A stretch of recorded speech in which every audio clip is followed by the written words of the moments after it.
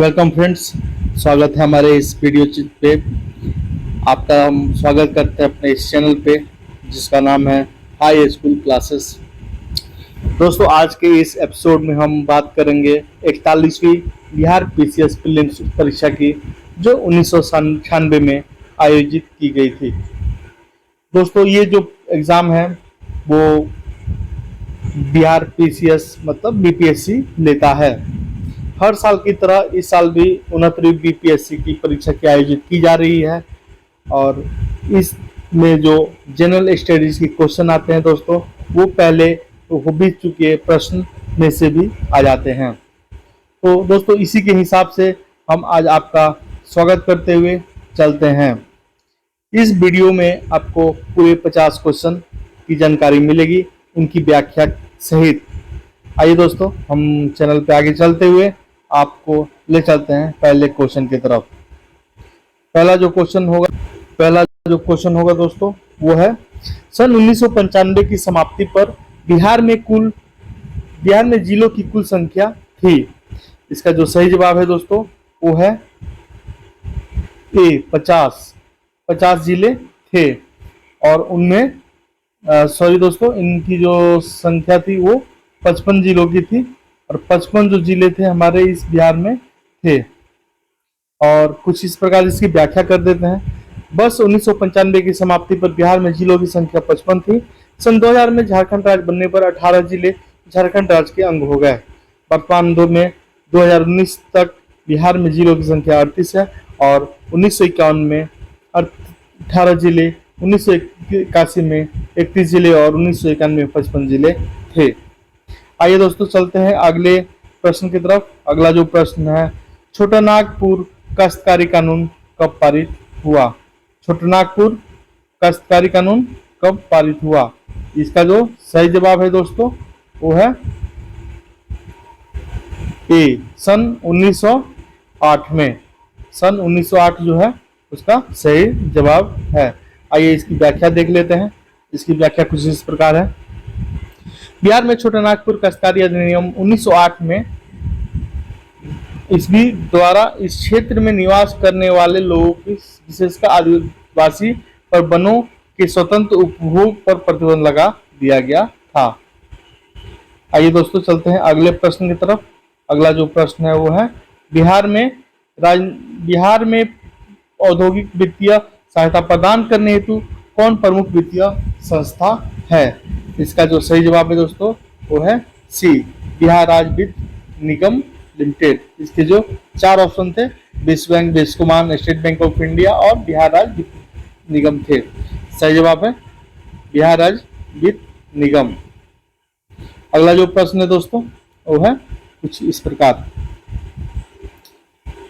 17वीं शताब्दी में बिहार में सोने की खानें कहाँ स्थित थीं? इसके जो ऑप्शन है, चंपारण, बी पटना, सी सासाराम, डी झारखंड। और इसका जो सही जवाब है वो है बी पटना में थी। इसकी व्याख्या कुछ इस प्रकार है दोस्तों। 17वीं शताब्दी में बिहार में सोने की खानें पटना में स्थित थी।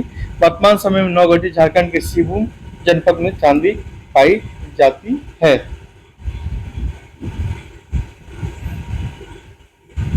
अगला प्रश्न है, बिहार में गो हत्या रोकने के लिए गोरक्षणी सभाओं की स्थापना किस वर्ष में हुई थी? इसका जो ऑप्शन है दोस्तों, वो कुछ इस प्रकार है। 1870 ईस्वी में, 1882 ईस्वी में, 1893 ईस्वी में और 1897 ईस्वी में। और इसकी जो व्याख्या है दोस्तों, कुछ इस प्रकार है। बिहार में गो हत्या रोकने के लिए गोरक्षणी सभाओं की स्थापना जो हुई थी 1882 ईस्वी में हुई थी। तो इसका जो सही जवाब है दोस्तों, वो है 1882 ईस्वी। अगला प्रश्न है दोस्तों, किस वर्ष उड़ीसा बिहार से पृथक हुआ? किस वर्ष उड़ीसा जो है बिहार से पृथक हो गया? इसका जो इसकी जो ऑप्शन है, 1930 ईस्वी में, 1933 ईस्वी में, 1936 ईस्वी में, 1937 ईस्वी में। और इसकी व्याख्या कुछ इस प्रकार है दोस्तों। 12 दिसंबर 1911 को दिल्ली में आयोजित शाही दरबार में बिहार और उड़ीसा क्षेत्रों को बंगाल से पृथक कर नए प्रांत संगठित करने की घोषणा सम्राट द्वारा की गई। इस घोषणा के अनुसार 1 अप्रैल 1912 उड़ीसा 1912 को बिहार एवं उड़ीसा नए प्रांत के रूप में विधिवत स्थापित हो गए और फिर 1 अप्रैल 1936 को बिहार से उड़ीसा प्रांत को अलग कर दिया गया। फिर बिहार का तीसरा विभाजन 15 नवंबर 2000 को बिहार से झारखंड को अलग करके बनाया गया। इस हिसाब से इसकी जो सही जवाब है दोस्तों वो है सी, 1936 ईस्वी में। अगला प्रश्न है दोस्तों, बिहार में पटसन उद्योग की पट्टी स्थित है। इसकी जो ऑप्शन है, इसकी जो ऑप्शन है दोस्तों ये है उत्तर पश्चिमी बिहार मैदान में, उत्तर पूर्वी बिहार मैदान में, मध्य दक्षिण बिहार मैदान में, दामोदर घाटी प्रदेश में। और इसमें कूटों की संख्या के हिसाब से चयन करना है उत्तर का, तो इसकी जो कूट की संख्या है वो है केवल जो उत्तर पूर्वी बिहार के मैदान में। इसकी जो सही जवाब है दोस्तों वह उत्तर पूर्वी बिहार के मैदान में इसका सही जवाब है। अगला प्रश्न है दोस्तों, बिहार में कृषि योग्य भूमि का कितना प्रतिशत भाग सिंचित है। इसके जो ऑप्शन है दोस्तों वो है ए, 50% से अधिक है। आइए दोस्तों इसकी व्याख्या के बारे में भी देख लेते हैं दोस्तों हम लोग, उसके बाद हम लोग आगे बढ़ते हैं। बिहार एक कृषि प्रधान देश है। सॉरी दोस्तों, यहाँ पे राज्य लिखना चाहिए इसे, लेकिन इन्होंने देश लिखा हुआ है। बिहार के संपूर्ण भौगोलिक क्षेत्र 93.60 लाख हेक्टेयर में से लगभग 76.72 लाख हेक्टेयर क्षेत्र सकल बुआई क्षेत्र के अंतर्गत सम्मिलित है। वर्तमान में बिहार में कृषि योग्य भूमि का मात्र 54.40% भाग सिंचित है। अगला प्रश्न है दोस्तों, देश के कुल खनिज उत्पादन का कितना प्रतिशत बिहार से प्राप्त है। और इसका जो सही जवाब है दोस्तों वो है सी, 16%। आइए दोस्तों इसकी व्याख्या भी देख लेते हैं। तत्कालीन संयुक्त बिहार देश के कुल खनिज उत्पादन में 16% योगदान था, परंतु झारखंड का अलग हो जाने से पश्चात भारतीय माइंस ब्यूरो की 2019-20 की रिपोर्ट में के आकार पर बिहार का खनिज उत्पादन में 3% हिस्सा है। अगला जो प्रश्न है दोस्तों वो है छोटे नागपुर पठार की मुख्य फसल क्या है। इसके जो ऑप्शन है दोस्तों वो है चावल, मकई, दलहन और गेहूं। और इसके जो कूट के अनुसार से इसका आंसर हम लोग को देखना है, उत्तर देखना है। उस हिसाब से जो इसका उत्तर होगा वो होगा केवल एक सही है, चावल। आइए दोस्तों अब इसकी व्याख्या देख लेते हैं। छोटे नागपुर पठार का मुख्य फसल चावल है और यह लगभग पूरे क्षेत्र में बोई जाती है। कुछ स्थानों पर मक्का, गेहूं तथा दलहन की भी खेती होती है। अगला प्रश्न है दोस्तों, बिहार में लौह वयस्क प्राप्त होता है। लोहरदगा जिले में, दुमका जिले में, धनबाद में और सिंहभूम जिले में। सही जो जवाब है वो है सिंहभूम जिले में। आइए दोस्तों इसकी व्याख्या देख लेते हैं। वर्तमान में बिहार में लौह वयस्क के भंडार भागलपुर एवं जमुई जिले में स्थित है, जिसमें से गया एवं जमुई मैग्नेटाइट किस्म के लौह वयस्क तथा भागलपुर से हेमेटाइट किस्म के लौह वयस्क का खनन होता है। सिंहभूम जिला जो है दोस्तों वो वर्तमान में झारखंड राज्य का हिस्सा है, इसलिए इसमें बिहार के हिसाब से कुछ नहीं होता। अगला प्रश्न है दोस्तों, छोटे नागपुर के जंगल हैं इस प्रकार के दोस्तों। इनकी जो ऑप्शन है सदाबहार, पतझड़, सवाना और कांटेदार। इसके सही जवाब है दोस्तों सी, 2 और 3, मतलब पतझड़ और सवाने प्रकार के इसके जंगल हैं। अगला जो इसका है प्रश्न है, इसके चलने से पहले इसके हम लोग व्याख्या देख लेते हैं। वर्तमान समय में छोटा नागपुर झारखंड राज्य में अवस्थित है। छोटे नागपुर के जंगल में पतझड़ प्रकार के जंगल पाए जाते हैं। छोटे नागपुर क्षेत्र में भारत में खनिजों के मामले में सर्वाधिक समृद्ध क्षेत्र है। आइए दोस्तों अब चलते हैं हम लोग इसके अगले प्रश्न की तरफ। वो है बिहार का तराई प्रदेश विस्तृत पठार है। इसकी जो ऑप्शन है छोटा नागपुर के ऊपरी पठार के समानांतर, भारत नेपाल सीमा के समानांतर, रोहतास पठार के पूर्वी पठार के समानांतर, और जो चौथा है राजमहल पहाड़ियों के सीमा के पश्चिमी सीमा के समानांतर। और इसका जो सही जवाब है दोस्तों भारत नेपाल सीमा के समानांतर, जो बिल्कुल सही जवाब है। आइए दोस्तों अगला प्रश्न जो है हमारे गणित विषय से है। इसमें लिखा हुआ है 11 क्रमनागत संख्याओं का योग 220 है, मध्य संख्या को पहचानना है। इसको कुछ इस प्रकार से हल किया गया है दोस्तों, जैसा कि आप देख पा रहे हैं। माना कि जो संख्या है x है और 11 क्रमागत संख्या है, तो x, x + 1 into x plus 2 plus x plus 3 dash plus x plus 10 हो गया। और यहाँ पे एक्स प्लस ये जो है दोस्तों ऐसे करके आपको 220 और फिर इसको यहाँ पे भाग दे करके 5 तो असली जो संख्या दोस्तों इसका उत्तर जो है 15 लाने की कोशिश की गई, जो कि सही नहीं है। और मध्य संख्या 6 भी है, तो 15 प्लस 5 6 मतलब 20 इसका सही उत्तर है। अगला प्रश्न दोस्तों इसमें लिखा हुआ है अनुक्रम 1 2 5 डैश 677 लुप्त संख्या नंबर है। इसको कुछ इस प्रकार निकाला गया है।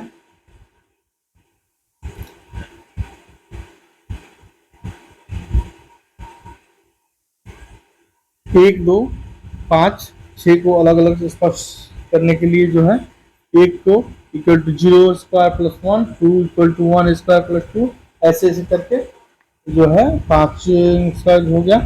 फिर अब इसको प्रश्नवाचक equal to 5 square plus 1 equal to 26, 26 square plus 1 equal to 677 हो गया। और इसलिए जो इसका उत्तर निकाला गया है दोस्तों वह 26 आया हुआ है। तो इसका सही जवाब है दोस्तों 26। आइए दोस्तों आगे चलते हैं। दो स्टेशनों के बीच की दूरी 70 किलोमीटर है और एक रेलगाड़ी 80 किलोमीटर प्रति घंटा के हिसाब से चाल से ए बी और की ओर प्रस्थान करते हुए उसी समय एक रेलगाड़ी प्रति मिनट की चाल से 8 बी से ए की तरफ प्रस्थान करती है, तो यह एक दूसरे के निम्न समय बाद मिलती हैं। इसका जो उत्तर निकाला गया दोस्तों कुछ इस प्रकार है। 1 किलोमीटर पर मिनट को 1 किलोमीटर करना बदलने पर जो हो जाएगा वो 60 किलोमीटर प्रति घंटा हो जाएगा। और चाल बराबर जैसा कि दोस्तों आप जानते हैं दूरी बटा समय होता है, दूरी बटा समय होता है। तो यहाँ पे लिखेंगे दोनों ट्रेनों के एक दूसरे से मिलने का लगा समय इक्वल टू कुल दूरी बाई कुल चालों का योग। तो इसका जो फॉर्मूला हो गया ये, फिर हम लोग यहाँ लिखेंगे कुल दूरी 70 किलोमीटर और चालों का योग जो है 80 और 60 है इक्वल टू 70 बटा 140। और उसके आगे लिखा है जो दोस्तों ये आधा घंटा समय लग जाएगा, टोटल 30 मिनट का समय लग जाएगा। अगला प्रश्न है दोस्तों 3 सेंटीमीटर 4 सेंटीमीटर से 5 सेंटीमीटर भुजाओं वाले 3 घन की धातु बने हैं। इनको गोलाकार एवं एक नया धन बनाया जाए, नए धन की भुजा जो होगी वो कितनी होगी। इसका जो है दोस्तों इसका उत्तर है ए। इसका जो उत्तर है दोस्तों ऑप्शन ए हो जाएगा इसका। और इसकी धन की जो भुजा है इसका 216 का रूट हो गया इक्वल टू 6 सेंटीमीटर। अगला प्रश्न दोस्तों 3 रूट संख्याओं का योग 100 है, उनमें से एक दूसरे से 36 अधिक है, तो उस संख्या का जो मान है दोस्तों वो हमें बताना है। उसका जो सही जवाब हो जाएगा डी। अगला प्रश्न है दोस्तों 3 रूट संख्याओं का योग है, उनमें एक दूसरे से 36 अधिक है और उच्चतम रूट संख्या है। इसका जो सही जवाब है दोस्तों वो है बी 67 नंबर। अगला जो प्रश्न है दोस्तों 3 से अधिक संख्याओं का योग 100 है, उनमें एक दूसरे से 36 अधिक है, तो उच्चतम संख्या कितनी होगी बी। इसका जो सही जवाब है दोस्तों हो जाएगा बी, माफ कीजिएगा दोस्तों बी इसका सही जवाब है। अगला प्रश्न जो एक किसी धन पर 2 वर्ष का साधारण 160 रुपए है, जबकि चक्रवृद्धि 164 है, तो ब्याज की दर बताएं। इस ब्याज का दर जो है दोस्तों वो है 5% होगा, क्योंकि यहाँ नीचे लिखा हुआ है 2 वर्ष के चक्रवृद्धि ब्याज और साधारण ब्याज का अंतर 4 रुपए। 1 वर्ष का साधारण ब्याज जो है दोस्तों वो है 160 माइनस 80। दूसरे वर्ष की चक्रवृद्धि ब्याज को मूलधन मानकर लगेगा, मूलधन मानकर लगेगा। और ये जो हो जाएगा अतः ब्याज इक्वल टू 100 बाई मूलधन। इसका जो आंसर हो जाएगा दोस्तों वो है 5%। अगला प्रश्न है दोस्तों, किसी चुनाव में मतदाताओं के 20% भाग नहीं लिया, केवल 2 प्रत्याशी थे, राम और श्याम, तो कुल मतों को 42% मिला, तो और किसने श्याम को 400 मतों से पराजित कर दिया? इसका जो ऑप्शन है दोस्तों ये आ जाएगा यहाँ से। इसका जो सही जवाब है वो है ए, 4200 साल।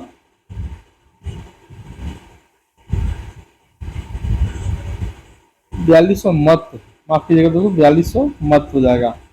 अगला प्रश्न की तरफ पढ़ने से पहले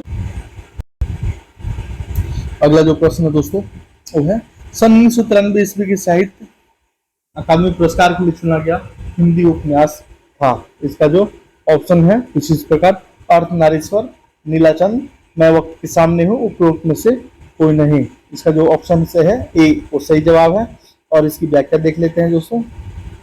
सन 1993 ईस्वी के साहित्य अकादमी पुरस्कार के लिए चुना गया हिंदी उपन्यास अर्धनारीश्वर था। वर्ष 1921 में हिंदी के लिए साहित्य अकादमी पुरस्कार का दया प्रकाश सिन्हा को उनके नाटक सम्राट अशोक के लिए दिया गया था। अगला प्रश्न है दोस्तों, बिहार में प्रस्तावित महिला आयोग के अध्यक्ष कौन है? महिला आयोग की अध्यक्षता कौन करेगा? इसके जो ऑप्शन है, बिहार का राज्यपाल, बिहार के मुख्यमंत्री, बिहार का मुख्य न्यायाधीश, उपरोक्त में से कोई नहीं। इनमें से कोई नहीं, ये सही जवाब है दोस्तों। अगला प्रश्न है, केंद्रीय मंत्रिपरिषद में वर्तमान बिहार के कितने सांसद सम्मिलित है? इसकी जो ऑप्शन है वो है दोस्तों सी, 7 संसद सम्मिलित हैं। इसकी जो व्याख्या है कुछ इस प्रकार, प्रश्नकाल में बिहार के 7 संसद केंद्रीय मंत्रिपरिषद में शामिल थे। जुलाई 2021 में केंद्रीय मंत्रिमंडल के पुनर्गठन के पश्चात केंद्रीय मंत्रिपरिषद में बिहार के 6 मंत्री शामिल हैं। आइए दोस्तों आगे चलते हैं, अल्जीरिया के वर्तमान राष्ट्रपति कौन हैं? आइए दोस्तों इसकी व्याख्या देख लेते हैं पहले। प्रश्नकाल में अल्जीरिया के राष्ट्रपति लियानिन जेरुल थे। वर्तमान में वर्ष 2022 से अल्जीरिया के राष्ट्रपति अब्दुल मजीद तेवेने हैं। इसका जो सही जवाब है दोस्तों वो है सॉरी दोस्तों, इसका जो सही जवाब है लियानिन मेजरुल है, इसका सही जवाब है दोस्तों। आगे चलते हैं दोस्तों, इसका जो अगला सवाल है, गुट निरपेक्ष आंदोलन में प्रवेश आंदोलन में प्रवेश पाने वाला नवोदित सदस्य निम्नलिखित कौन है? इसका जो ऑप्शन है दोस्तों वो है डी। इसका जो ऑप्शन है डी, उपरोक्त में से कोई नहीं। आइए दोस्तों फिर से देख लेते हैं ये प्रश्न, क्योंकि ये कुछ जो है लगता है कि इम्पोर्टेंट है। सन 1993 में साहित्य अकादमी पुरस्कार के लिए चुना गया हिंदी उपन्यास जो था वो अर्धनारीश्वर था। इसके व्याख्या में कुछ इस प्रकार है, सन 1993 ईस्वी के साहित्य अकादमी पुरस्कार के लिए चुना गया हिंदी उपन्यास अर्धनारीश्वर था, और वर्ष 1921 में हिंदी के लिए साहित्य अकादमी पुरस्कार दया प्रकाश सिन्हा को उनके नाटक सम्राट अशोक के लिए दिया गया था। आइए दोस्तों अगला प्रश्न देख लेते हैं, जिसमें लिखा हुआ है, बिहार में प्रस्तावित महिला आयोग के अध्यक्षता कौन करेगा? इसके जो ऑप्शन है दोस्तों कुछ इस प्रकार है, बिहार का राज्यपाल, बिहार की मुख्यमंत्री, बिहार का मुख्य न्यायाधीश, और उपरोक्त में से कोई नहीं। सही जवाब है बिहार में से इन उपरोक्त में से कोई नहीं।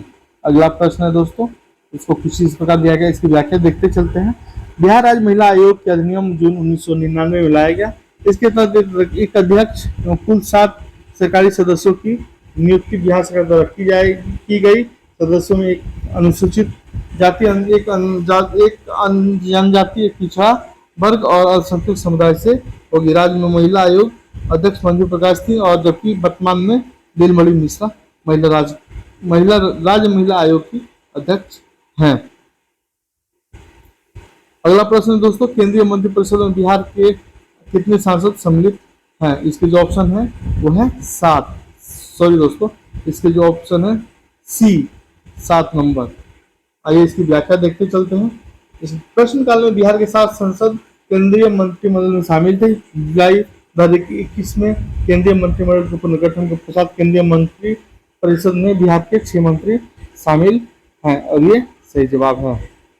अगला प्रश्न दोस्तों, अल्जीरिया के वर्तमान राष्ट्रपति कौन है? इसकी जो सही जवाब है वो है लियानिन जेरुल।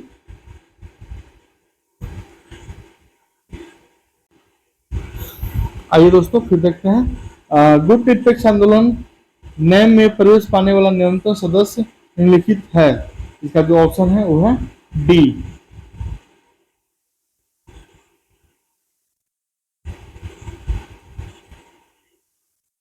अगला प्रश्न है दोस्तों, सन 1995 में रॉबर्ट एफ कैनेडी मानवाधिकार पुरस्कार हुआ। इसके जो ऑप्शन है वो है कैलाश सत्यार्थी, देवोन विथहोट, न्यूज डैनक्यो और उपरोक्त सभी। इसका जो सही जवाब है दोस्तों उपरोक्त सभी सही जवाब है। आइए इसकी कुछ व्याख्या देख लेते हैं। रॉबर्ट एफ कैनेडी मानवाधिकार पुरस्कार 1984 में रॉबर्ट एफ कैनेडी मेमोरियल द्वारा प्रतिवर्ष प्रदान किया जाता है। सन 1995 का यह पुरस्कार विकल्प में दिए गए तीनों व्यक्तियों को प्राप्त हुआ। वर्ष 2022 में यह पुरस्कार मैकेलेने सी, एंगो तामअम्बे तथा फेलिक्स एनकांगो को हुआ। अगला प्रश्न दोस्तों, सन 1995 का विश्व सुंदरी मुकुट प्रदत्त हुआ। इसके जो ऑप्शन है जो जैकलिन ए मन्नाको इसके सही जवाब है। मन्नाको इसके सही जवाब है। अगला प्रश्न है दोस्तों, शांति निरस्त्रीकरण एवं प्रगति के लिए 1995 के इंदिरा गांधी अंतर्राष्ट्रीय पुरस्कार प्रदान किया गया। इसके जो ऑप्शन है कुछ इस प्रकार है। जनरल ओबासांजो को, लेथिन राजी को, चिजाक डाविन को और लोथल लिसा डाविन को और उपरोक्त में से कोई नहीं। इसका जो सही जवाब है दोस्तों वो है ए, जनरल ओबासांजो इसके बिल्कुल सही जवाब है। अगला प्रश्न दोस्तों, हिंदी कविता के लिए 1995 में व्यास सम्मान प्रदत्त हुआ। इसके जो ऑप्शन है वो है कुंवर नारायण को। आइए इसकी व्याख्या देख लेते हैं।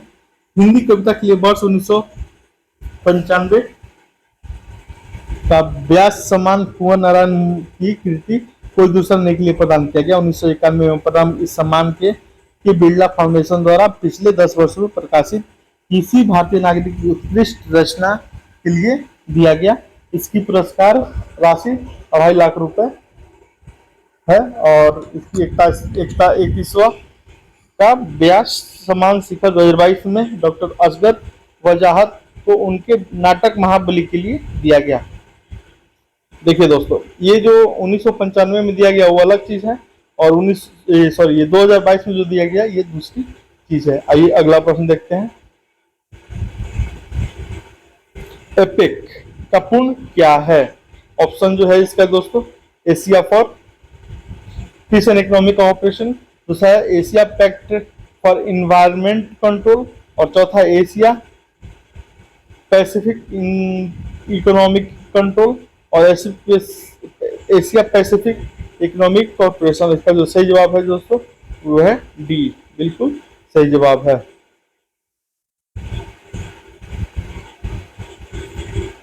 अगला जो प्रश्न है दोस्तों कुछ इस प्रकार है, आइए देखते हैं।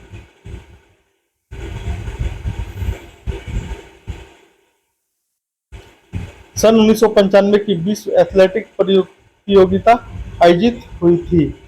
इसके जो ऑप्शन है वो है डी, गोटेनबर्ग में। यहाँ दिखा भी है व्याख्या में। सन 1995 की विश्व एथलेटिक्स प्रतियोगिता स्वीडन के गुटेनबर्ग में आयोजित हुई थी। वर्ष 2022 की विश्व एथलेटिक्स चैंपियनशिप का आयोजन 15-24 जुलाई के बीच अमेरिका में के यूएन शहर में हुआ है। अगला प्रश्न दोस्तों, सन 1996 की यूएस ओपन टेनिस चैंपियनशिप महिलाओं की एकल प्रतियोगिता किसने जीती थी? इसके जो ऑप्शन है वो है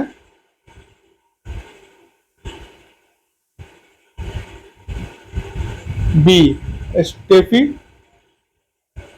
इसकी जो ऑप्शन है दोस्तों वो है स्टेफी ग्राफ। इसके स्टेफी ग्राफ इनका नाम हुआ है। अगला प्रश्न है दोस्तों वो है 11वीं जवाहरलाल नेहरू सॉकर टूर्नामेंट का विजेता था। इसके जो ऑप्शन है वो है ए, इराक।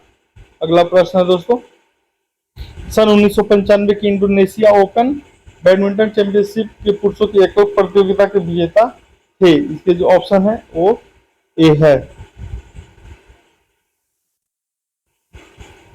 अगला प्रश्न है दोस्तों, भारतीय तीरंदाज निम्बाराम ने स्वर्ण पदक जीता था। इसके जो ऑप्शन है वो है ए।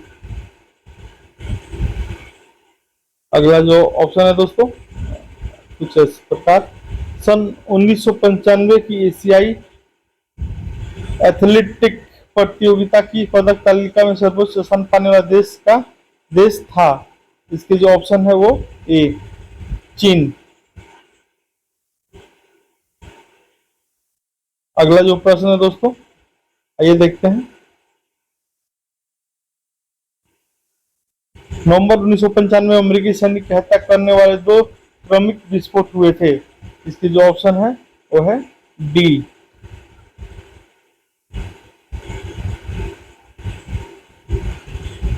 आइए दोस्तों अगला प्रश्न है दोस्तों, देख लेते हैं। विगत वर्षों में बौद्ध धर्म बिहार में आंदोलन करते रहे।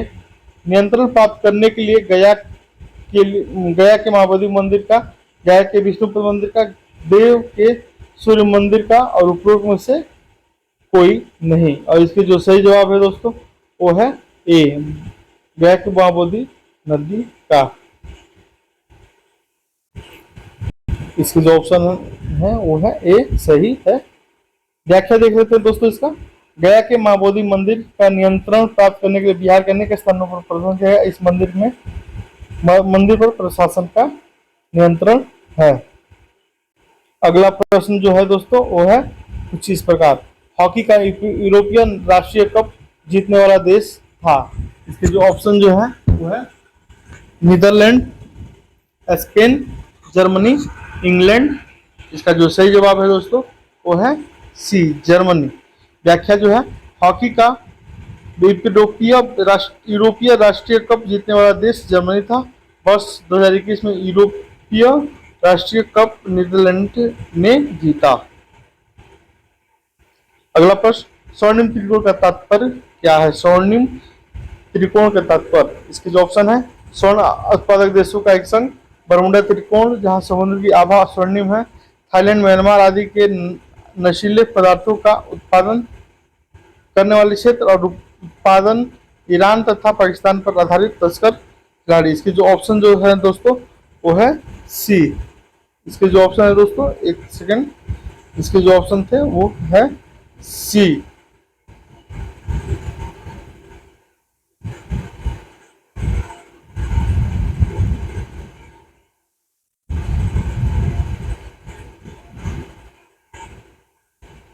अगला जो प्रश्न है दोस्तों 144 नंबर, चोगम शिखर सम्मेलन 1995 आयोजित हुआ था। इसके जो ऑप्शन होंगे, चोगम शिखर सम्मेलन 1995 का आयोजन न्यूजीलैंड के ऑकलैंड में हुआ था, जबकि चोगम सम्मेलन 2022 के रवांडा किगाली शहर में हुआ था। और इसके सही जवाब है न्यूजीलैंड। और ये जो ऑप्शन है दोस्तों इसमें दिया हुआ नहीं है। अगला जो दोस्तों है वो है द मूवर्स लास्ट साई के लेखक हैं। इसके जो ऑप्शन है वो है द मूवर्स लास्ट साई के लेखक है पेक टायर, दूसरे सलमान रुश्दी, पीजी वुडहाउस और मेरी हिंगल्स क्लार्क। इसके जो ऑप्शन है वो बी सही है।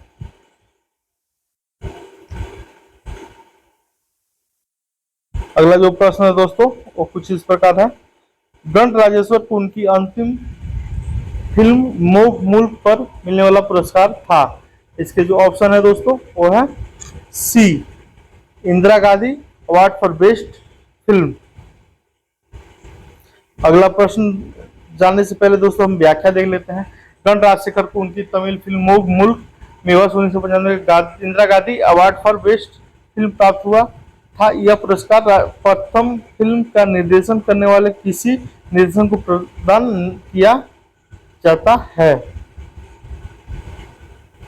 अगला जो प्रश्न है दोस्तों वो है, एवरेस्ट शिखर पर चढ़ने वाली दूसरी भारतीय महिला थी। इसके जो ऑप्शन है दोस्तों वो है संतोष यादव।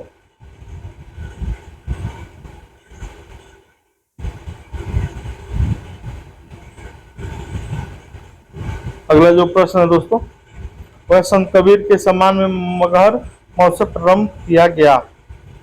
इसके जो ऑप्शन है दोस्तों वो है सी 1990 ईस्वी में।